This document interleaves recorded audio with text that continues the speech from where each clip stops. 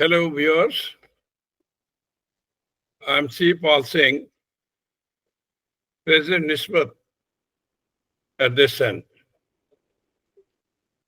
You know, most of them must be knowing, must be seeing, must be listening to the videos and podcasts presented by NISSMAT. We have covered a lot number of subjects, topical as well as literary, as well as on safety, security, management, and other important subjects.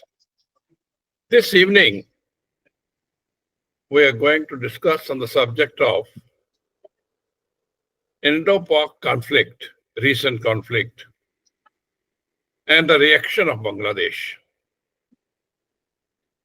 Before we discuss the reaction of Bangladesh in the context of this conflict, let me recapitulate the details of this conflict briefly. On April 22nd, terrorists of the Terrorist Resistance Force or Resistance Organization, which was a module of Lashkar-e-Taiba, backed of force by Pakistani elements, stuck near Pahalgam on the visiting tourists.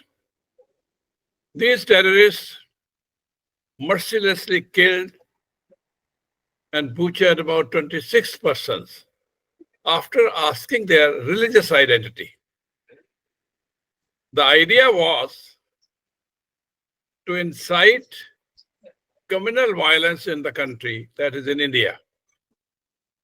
However, the intention of Pakistan was totally flouted, as in the valley, almost all the people, irrespective of their religion, they strongly condemned this barbaric attack on the tourist. The Terrorist Resistance Force claimed responsibility for this attack and also expressed earlier, it has expressed discontentment with the move of the government of India to send a large number of outsiders to settle down in Kashmir Valley, thereby trying to change the demography of the state. After this brutal attack, after due deliberation, India launched Operation Sindoor.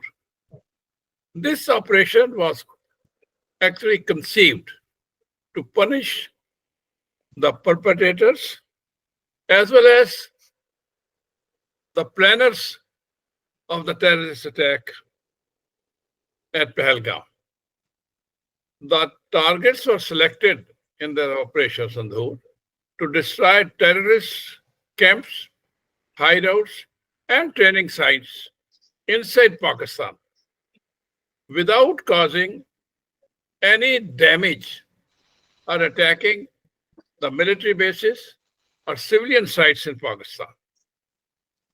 However, somehow or the other, it was not taken as a sort of lesson by the Pakistan, and Pakistan reacted by hitting, shelling areas inside India close to the line of control, including some religious places and gurdwaras.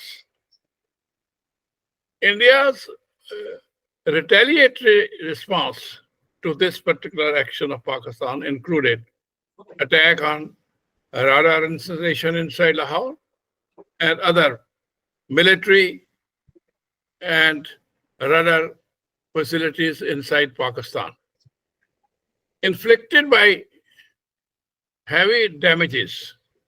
Ultimately, Pakistan Director General of Military Operations called up Director General of Military Operations India to come to a ceasefire. Some international leaders and some other countries like USA, Turkey, and China also played their own role in this conflict by giving statements or by helping to some extent Pakistan. Most of the Arab nations did not support either side, but they certainly condemned and castigated the terrorist attacks. Balochistan requested India in this process to recognize it as an independent country. Since the aim of Pakistan was and also continues to be to incite communal disharmony in India, it is worthwhile to consider what has been and what could be the reaction of Bangladesh in this situation. The new regime of Bangladesh has remained almost silent so far as far as the present conflict between the two countries is concerned. Probably they have remained silent in their own interest so as to keep good relations with India. However, the Islamic groups in Bangladesh who are holding a sway in Bangladesh at present, they are doubtful characters.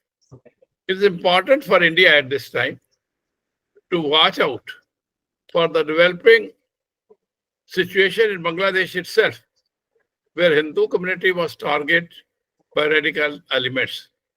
There's also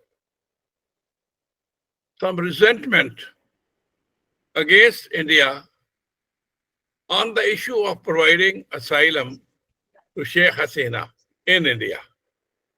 In view of Islamics, radical groups holding sway inside Bangladesh, it is to be watched as to how the radical elements in Pakistan and Bangladesh could join hands to encourage further terrorism in India at some stage.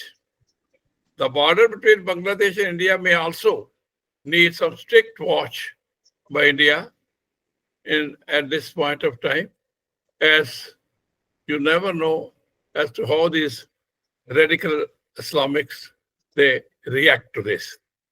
Dr. Sanchita Bhattacharya.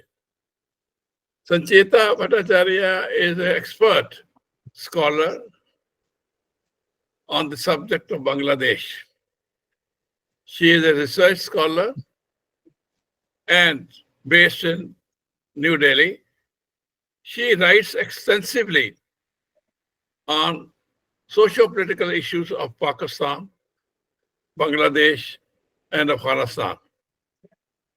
Her articles and commentaries have been published in East Asia Forum, Australia, Quint, Kabul Times, and First Post. In one of her articles, she had maintained and mentioned that Bangladesh is presently, in quote unquote, in the eye of storm. These are the words of Dr. Bhattacharya. We would like to have her views on the likely reaction of Bangladesh immediately or in the coming times as in view of the prevailing tension at present between India and Pakistan. The moderator of this session, NISSMAT moderator, is Major General Deepak Mehta, retired, who knows backward about the insurgency in and around India. He shall interact with our learned speaker, Dr. Sanchita Bhattacharya, on this subject. I request General Deepak Mehta to please take the podcast forward. Thank you, sir. Firstly, may I call you Sanchita? Yes, sure, sir, sure. Well, thanks. Sanchita, it's very ironical that in 1971, when it was East Pakistan, the Pakistan army had created genocide there in East Pakistan, killing a large number of people, rapes and murders, and all the intellectuals were killed, and about 1 million East Pakistanis, that time East Pakistani, came into India. This forced us to go in for an operation. And by the end of 1971, India created a new country that was Bangladesh, with 93,000 prisoners of the Pakistani. The locals of Bangladesh, they also assisted in establishing the regime, the country of Bangladesh. Now, it's very ironical that till the time the previous Prime Minister Sheikh Hasina was in power, India had very good relationship with Bangladesh. With the change in the regime, the present regime, they have shown a different light altogether.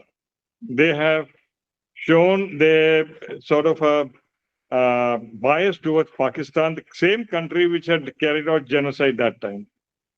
Now, as Mr. C Pal Singh had mentioned, during this, we carried out this Op Sindhur lately in Pakistan. Only two countries where they showed a lot of interest or they showed the support to Pakistan. That was China as well as Turkey. Yes. But there was no peep from Bangladesh. Mm-hmm. And whether it is a Bangladesh, they have been, the present regime has been, targeting the minorities and Hindus in particular. Would you feel, as Mr. Sipal has brought out, is it going to be a change, or what was the reaction of the people of Bangladesh to Op Sindhur? Okay, sir. First of all, I would like to thank NISSMAT for inviting me, and I hope our discussion would be very engaging and fruitful for us and also for our viewers. So with respect to Operation Sindoor, we can say that Bangladesh has actually kept its communication channel open with Pakistan. Yunus and its government has been very cautious, actually, in playing a sort of a centrist position. Yunus gave a statement that we are with both our neighbors and we want this differences to be resolved. So this was his official statement which he gave. But at the same time, at the operational level, the Bangladeshi police and the border guards were given instructions to be very vigilant in and around the 30 bordering districts of India and Bangladesh. That has also taken place. Okay. But as you rightly mentioned, sir, the public sentiment is extremely opposite of what the government of Bangladesh is saying. Government of Bangladesh is trying to put itself in the position of neutrality, but at the same time, the people, the public opinion, especially of the youngsters and all these radical forces, is absolutely pro-Pakistan. And we have been seeing, while this operation was going on, there was a rally which was organized by all these Islamist groups in Dhaka. Actually, the topic of the issue of the rally was different. It was related to Women's Commission and everything. But there was a strong anti-India sentiment within the participants of those of that rally and in those protest movement. So as I was mentioning, there is a very difference. Yunus, being a political figure, is very much playing a very sort of a neutral diplomatic role, but the sentiment of the country is completely in opposition of what he's saying. Yes. Now, second point is, you see, the present chief of the army staff, now he's a field marshal in Pakistan. He has said there's a lot of difference between Hindus and Muslims. Now, lately, I think about a month back, senior Pakistan officers, army officers, along with the ISI, have made a visit to Bangladesh. Yes. Now, they are, as I've also got a report to say that certain training elements from Pakistan have also come into Bangladesh to train the Bangladesh army. Hmm. So, the linkage between Pakistan and Bangladesh is increasing. As a matter of fact, one ship, Yes, yes. Pakistan has also come to Yes, yes. Chittagong. It has arrived in Chittagong port. Yes. It's for the Now, first you time, see, I think, after 71. now with this radicalization of the public in Pakistan and also the Islamists having a sway in Bangladesh, as what Mr. C Pal Singh has brought out, with a large influx of people coming in, with the Rohingyas and the Bangladeshis coming into our states, be it Tripura, Meghalaya, Assam, Bengal, is there a possibility of problems being created in this area by these people who have come in? Yes, absolutely. There is a possibility. We can't deny the possibility. And as I was saying, Pakistan has been very cautious towards its approach with respect to Bangladesh. Post ouster of Sheikh Hasina, it has been, there is a difference between how China is operating within Bangladesh and how Pakistan is operating within Bangladesh. Yeah, China yeah. has actually launched a very aggressive economic ingress, I would say, within the country of Bangladesh. On the other hand, Pakistan is actually playing it a bit safe. It is weighing its option right now. As you rightly mentioned, that there has been a visit of a few forces people along with the ISI officials after 2010. There's a huge gap. Like after around 15 years, they visited Bangladesh, and very interestingly, they were given a tour of the military installations in and around the country. Yes. So yes. this is very disturbing for us. Why do ISI officials need to visit the military installations within Bangladesh? So it is Correct. a sort of, an alarming, I won't use the word alarming, but yes, GOI has to be a bit cautious on that sector. Keeping aside all these, government activities at the government level, I would say we have to be very cautious about three terror organizations: LET, JMB, and HUT. As we all know, the frontal organization of Lashkar, which is Jamaat-ud-Dawa, it has a very strong footprint within Bangladesh. Yes. And it is also alarming for us because these people believe in proselytization activities, especially during, a crisis situation like flood or earthquake. So they try to sort of engulf as many members as possible during a crisis situation. And we all know what is the agenda of Lashkar-e-Taiba and what is the agenda of Jamaat-ud-Dawa. So post-August, this organization has been quite active in the interiors of Bangladesh. Secondly, as I was mentioning about Jamaat-ud-Mujahideen Bangladesh, which is a banned outfit which is based in Bangladesh, but it has a very strong presence in West Bengal. And also in the northeastern states, especially in Assam, and also we have seen few instances in Tripura.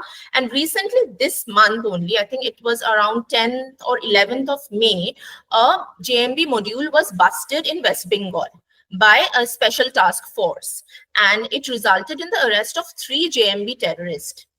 And very unsurprisingly, I would say the investigation has led to the point that these people have revealed that they have a Pakistani handler.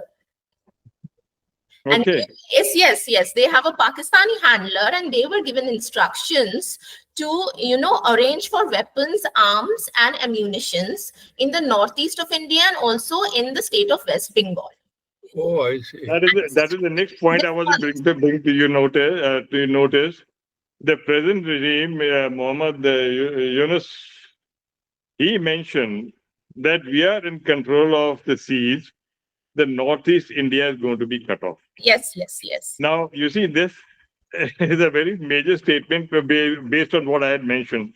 The Islamists coming into power. Now, you see, even from the Turkey side, besides this militant organization talking of, Islamic Brotherhood is also having a presence in Southeast Asia. Yes. Bangladesh, Malaysia, Indonesia, where the population of the Islamic population is high. Even Islamic Brotherhood is also coming up. Hmm. You know, it's a very complex sort of a situation which has come into being in our neighborhood. Yes. But So both we have sides, to be very, actually, I would say Bangladesh, Pakistan, Afghanistan, the entire neighborhood is on fire, actually. yes, we have to be very careful of Yeah, that. yes, and we have to be very cautious. And thankfully, the war or skirmish ended within 4 days. People might not agree with what I'm saying, but you know, the situation, the law and order situation in West Bengal right now is actually the entire state is sitting on a time bomb, whether Yes, we I'm with accept it you. or not. Yes. And as a Bengali, I would detest from commenting on the law and order situation of this TMC, regime in West Bengal, because Chief Minister of Assam has been very vocal in its support towards government of India with respect to vigilance of the border districts. Chief Minister of Tripura has been very cordial. They have, especially with the ingressing of Rohingyas and illegal Bangladeshis, but I don't know what is happening nobody actually knows what is happening in the border regions of West Bengal. I happen to have served in the northern part of West Bengal. Okay.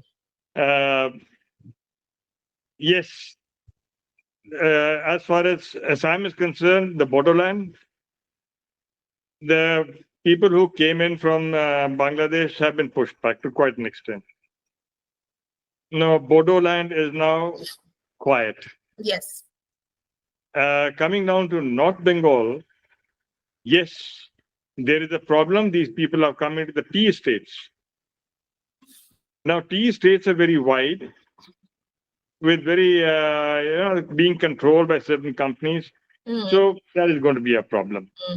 In the area of Alipurdwar and further Exactly. towards Siliguri, that side. Siliguri and New Jalpaiguri. Yes. So you have to want to say something, sir? Yeah, I wanted to know about this, the construction of some airport close to Siliguri. Can you explain on that? That can be a strategic problem for India. The situation as it is at the moment is almost in a state of flux as far as Bangladesh is concerned. We cannot be definite that they will continue to support or continue to be neutral. But meanwhile, the Chinese ingress and the Chinese hobnobbing with the Bangladesh. How do you react to this situation? It is a very interesting question, actually. And with regard to this airport, it was actually revived. The airport is being revived. It was already there during the Second World War. The Okay. Lalmonirhat Airport, which is in the proximity about 12 to 15 kilometer range within the Indo-Bangladesh border. And China is now somewhere close to Bogra, I guess. Exactly. And China is actually trying to revive. It is not constructing anything. It is reviving the already constructed airport. And I think during late 1950s, there were few civilian, movement of civilian aircraft, but then it was stopped. But the operation was halted. Now, China is also building few solar power stations and factories in and around Rangpur, which actually borders the Indian state of Meghalaya. Rangpur is just below Meghalaya. So it is also a very much, the government needs to be, we have to be very cautious about what China is doing. And apart from the infrastructural level, like there have been, I think, 8 MOUs signed between Bangladesh and China. PRC and Bangladesh government, they signed 8 MOUs in the sector of like sports, media, news exchange. They might seem very benign, sports, media, but this shows the outreach, the future outreach China will have inside Bangladesh, the way it is right now doing in Sri Lanka. You see, what has happened is, last visit of Mr. Mohammed Yunus to China was to get money and also military equipment. They have got 3 submarines from China. Yes. Where is the sea threat to Bangladesh to have got 3 submarines?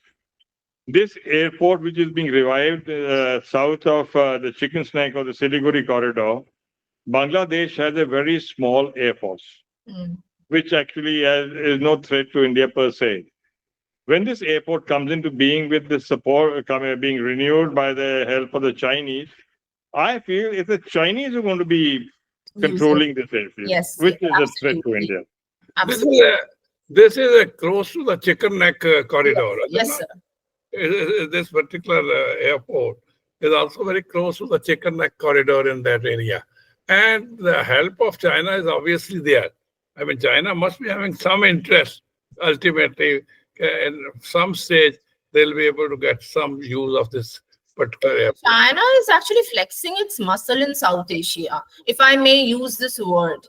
Whether it is in Pakistan or it is in Bangladesh, it's actually flexing its muscle the way it always does in every sector. Now, India also has a possibility of having some stake in the Bagram airport in Afghanistan.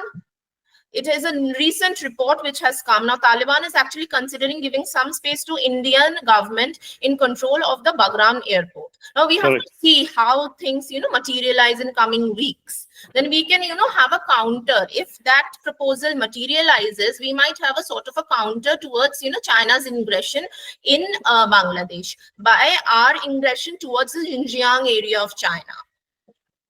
Another point, Deepak, you would like to, I think, explain and elaborate, and then the speaker can also give.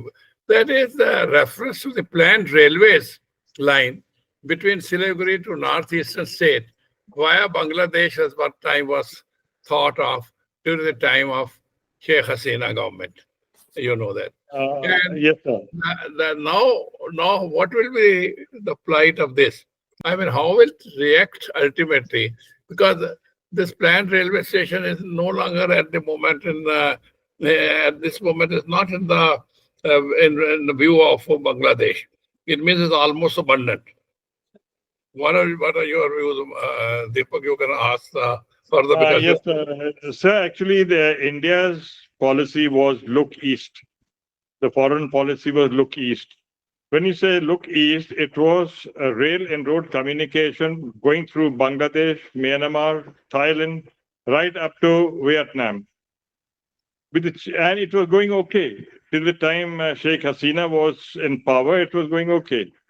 But now, look east thing, as far as the communication is concerned, road and rail communication, I think that, I don't know what is the condition of that. Sanchita, I will request you to.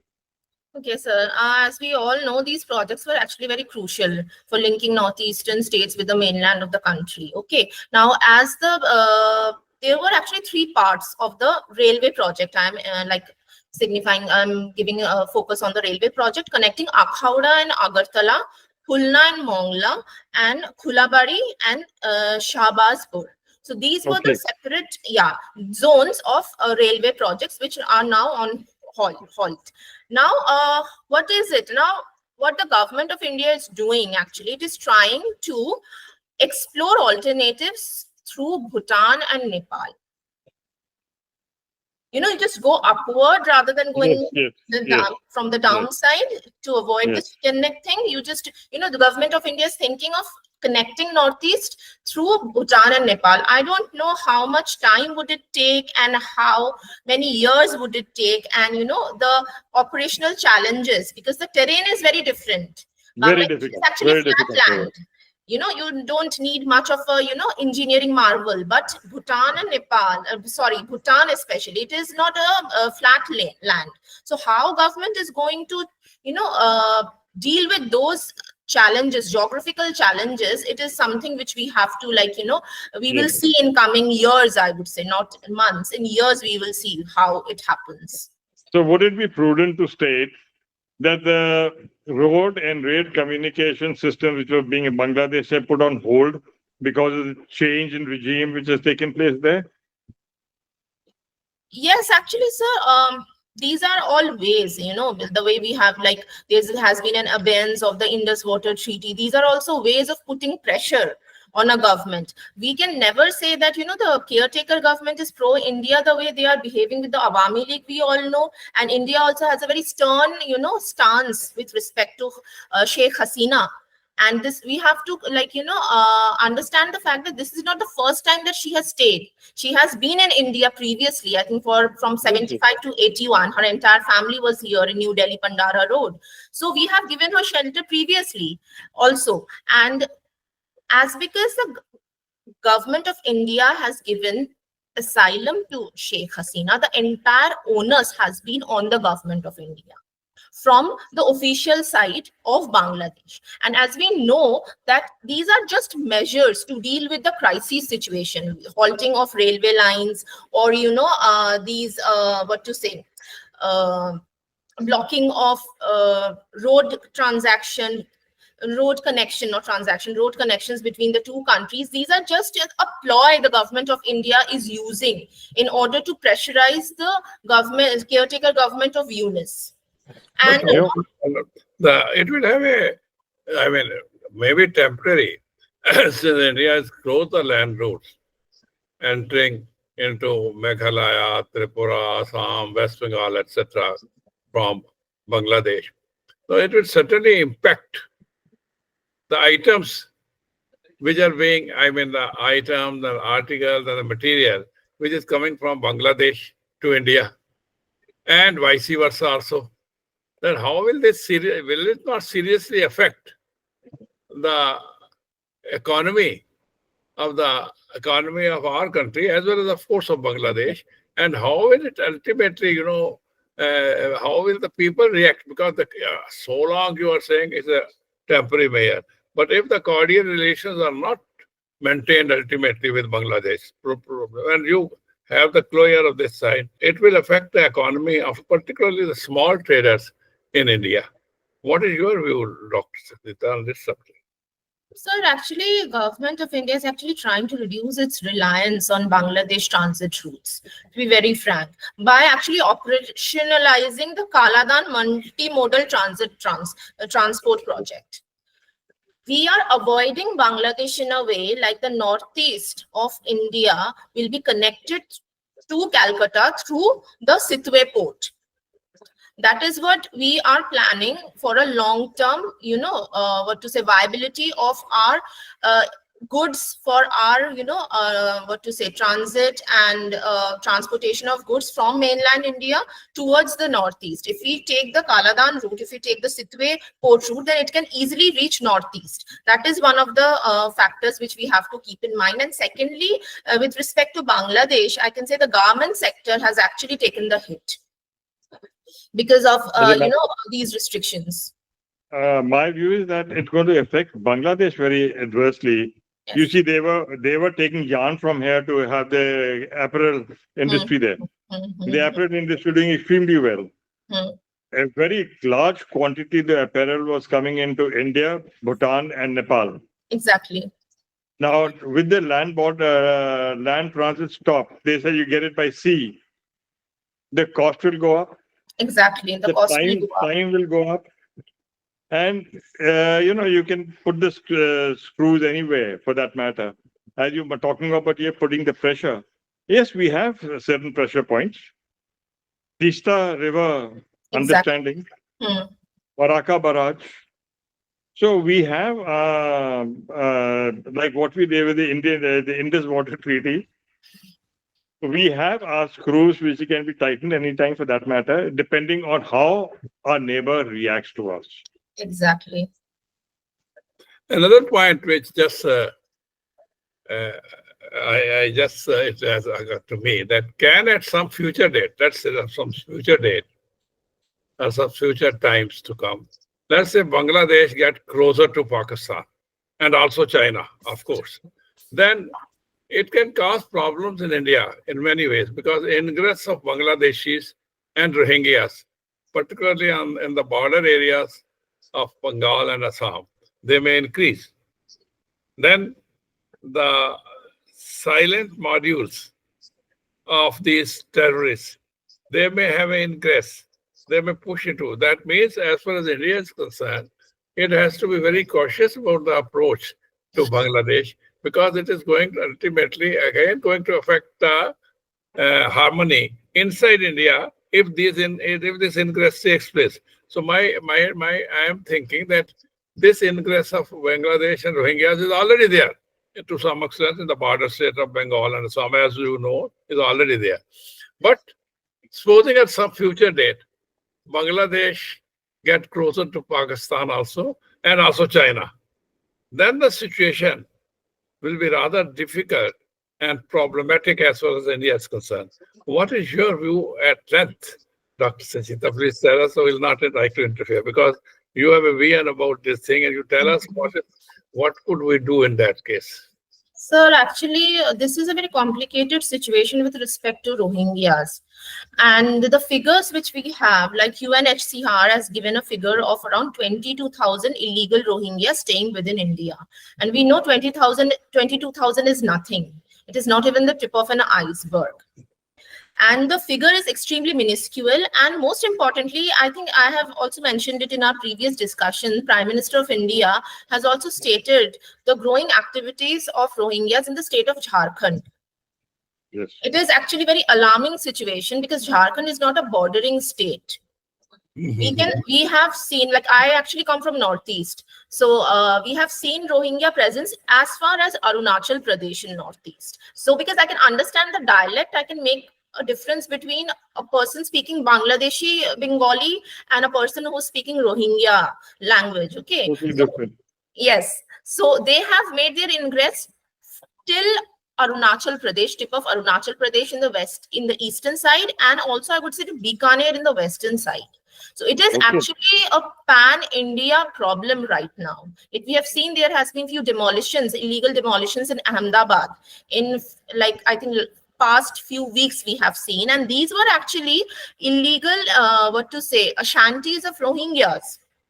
Rohingyas have also made their presence very much clear in Ladakh. As far as Ladakh, they are present. Yes, they are present in Ladakh. They are present very much in and around Jammu. They are present very much in and around Himachal Pradesh and Uttarakhand. Uttarakhand always had a problem of illegal Bangladeshi ingress, and now it has been the Rohingyas have been the add-on factor. So we can't say that, it is a very critical situation, and it is no more a border state problem. It is actually becoming a pan-India problem. Yes, yes. And as I was just mentioning, the government of the state government of Tripura and Assam, they have been very proactive. And the state government of West Bengal, we all know what is happening right now in this in that province. So the situation is alarming, and we have to be very much alert. Like the government is now, talking about all these, not rehabilitation of Rohingyas, but you have to like at least we should have official account of how many illegal Rohingyas are staying in India. And most importantly, nobody talks about it. We are not a signatory of the International Refugee Convention. Right. We don't have any obligation towards Rohingyas, or as a matter of fact, towards Bangladeshis who are illegally crossing our borders and, taking up the jobs of common Indian people. We are not at all legally obligated to provide them shelter. What you're saying is absolutely right. What I have seen with my own eyes when I was in North Bengal, the trade of cattle was going on with these people who had infiltrated into India and sending cattle in large numbers across the border. Mm. And I've seen, and I mentioned to someone, he says, I'll take action. Now, one more very important question. You see, the elections in Bangladesh are being postponed.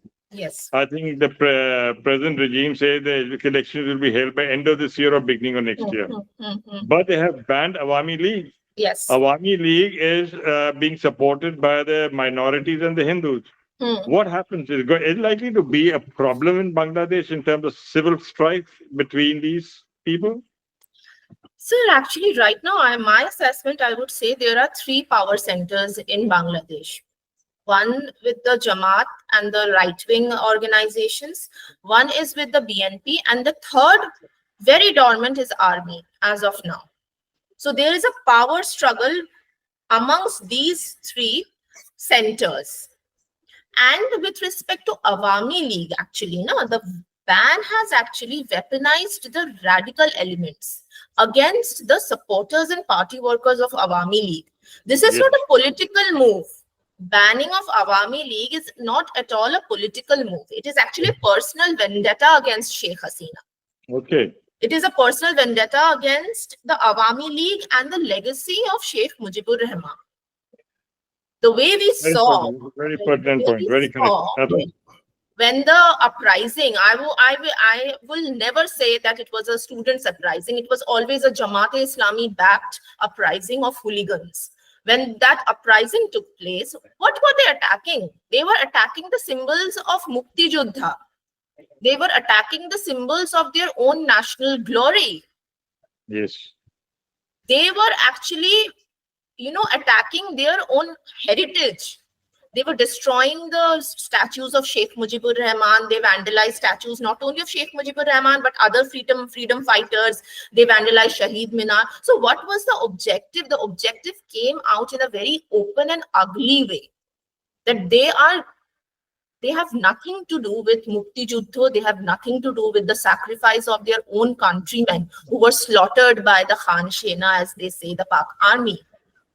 And now it has become very complicated because there has been a systematic hate campaign against Sheikh Hasina and her supporters and party workers.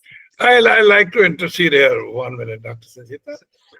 Keeping in view the flux situation of elections, likely election, etc. in Bangladesh, keeping in view our hostility, I will not call hostility, or almost it is amounting to hostility, conflict with Pakistan. Will it be suggestions and, in the interest of India to continue to give asylum to Hasina in India? Do you think that at some stage we may have to think of asking her to go to some other countries, or do you think no, it will help us to keep us here?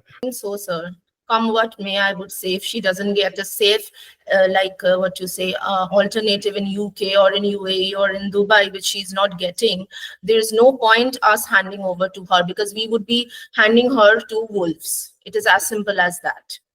And already many corruption charges and criminal cases have been lodged against Sheikh Hasina, her family members.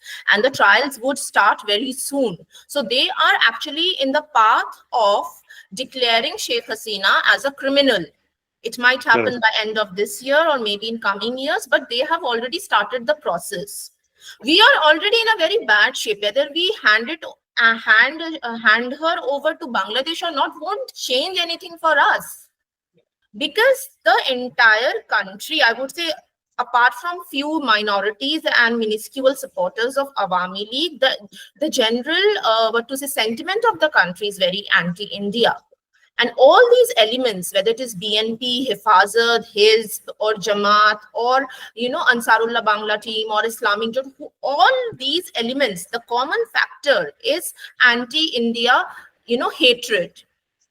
And this is also a binding force between these forces, these rightist Islamist groupings, and Pakistan. Their common agenda is actually their hate towards India, and I would say the democratic structure of India, more importantly.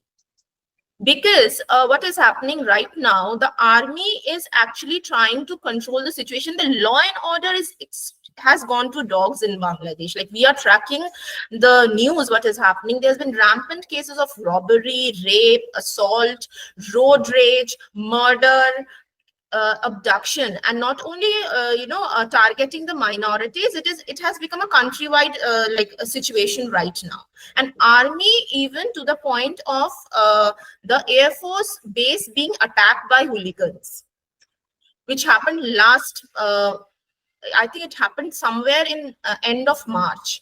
And then Waqaruzzman came up very sternly. And he is, I would say, he's also weighing his options very silently.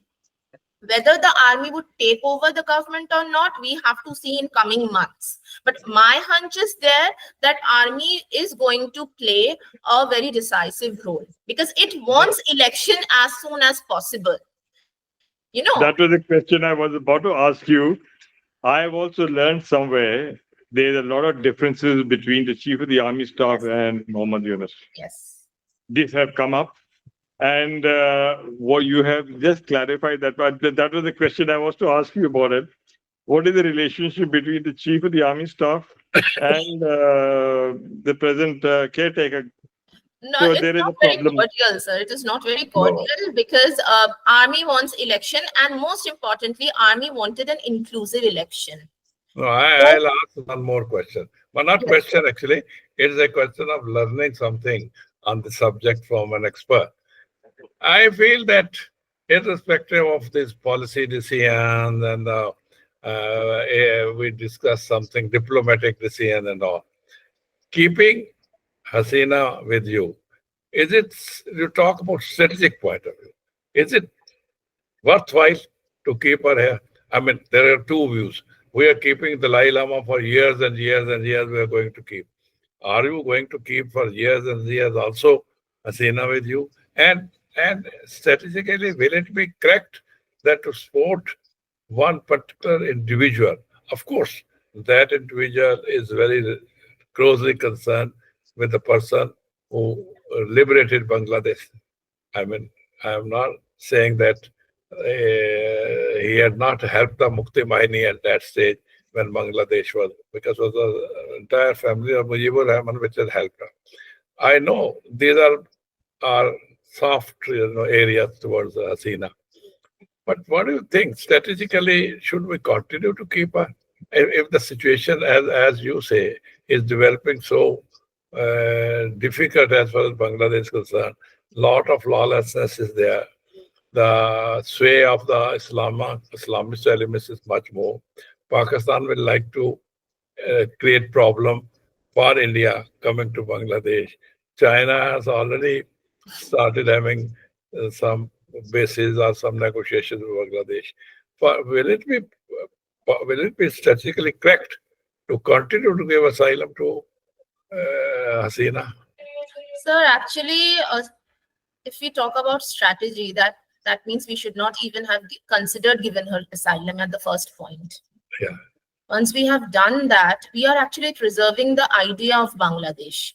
She is not a person. She is actually icon of that idea. And by giving her shelter, we are actually respecting the core of Bangladesh as an independent sovereign country, which Pakistan and China will not allow to happen. I might sound a bit emotional, but the thing is that we are actually preserving the independent concept which was behind the formation of Bangladesh.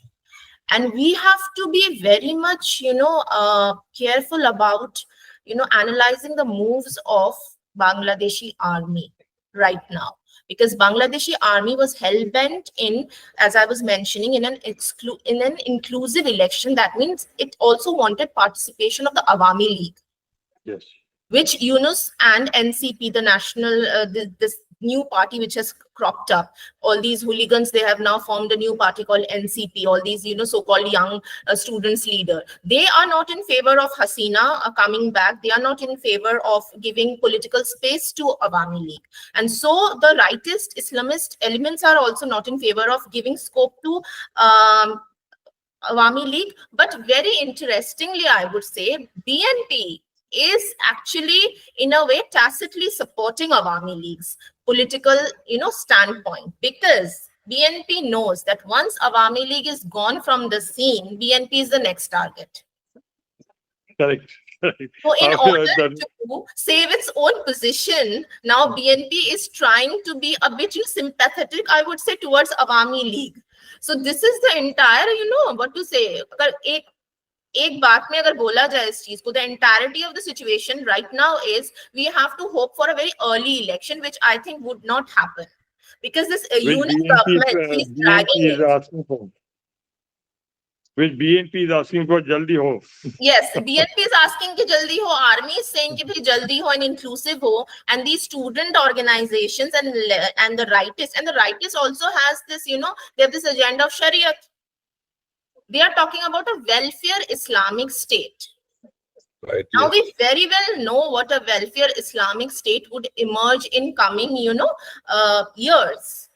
Because I would say that if not Pakistan, Bangladesh, if we analyze the society, the societal structure, it is actually unfortunately heading towards to be the new Afghanistan. So for that reason, only in terms of keeping an identity. So we keeping But the concept Hasina or we handing her over to the Bangladeshi caretaker government won't change our situation. Correct. So the concept of Bangladesh is very important. Yes, absolutely. Because we Our liberated soldiers, it. I don't know, sir, aapko pata hoga how many soldiers have sacrificed, Indian soldiers have sacrificed their lives for the formation of Bangladesh. Right. Jana, continue. I mean, 30,000 maybe, 30,000 Indian soldiers have sacrificed their life Right. in 1971 war. So we also have our stake, whether we like it or not. Our government has always been very benevolent. I'm very consciously using this word benevolent towards Bangladesh. Yes. So we have our stake, you know, it is also about our prestige. Yeah. You can't just, you know, hand her over to these Islamist wolves. Yeah. We with great difficulty we got it. And now And it won't change their outlook towards India. Agar hum hand over kar bhi dete hain, they won't never have any, you know, what to say, cordial approach towards India. Because their problem is basically with the democratic culture of India. All these Islamist organizations wants to have a Sharia-ruled Bangladesh. And Yes. within the ambit of Sharia, there is no space for democracy. That's right. right. Yes, Deepak, you may continue and thank whatever you want to say further, because I had to intervene at times. Yes. Then Deepak, continue, please. Give your I thanks. think it was a very fruitful discussion that we've had. We touched a large number of points, and we just hope that our eastern neighbor is as good as what it was earlier. Exactly. And